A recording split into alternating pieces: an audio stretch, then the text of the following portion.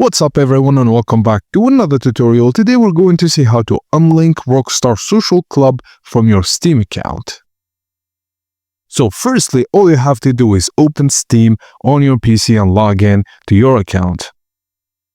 Click your username in the top right corner and then select Account Details. Locate your Steam ID at the top of the page next to Steam ID and copy this number. You'll need it for the request.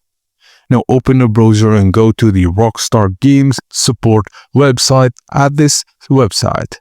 Make sure you're signed into your Rockstar account you want to unlink, and if not, scroll down and then click Sign In.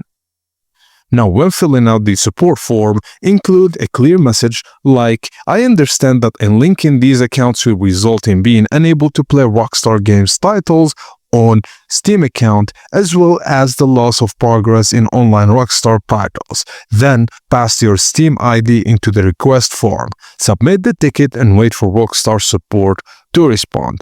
Rockstar support will review your request. They may ask for verification, and once processed, your Steam account will be unlinked.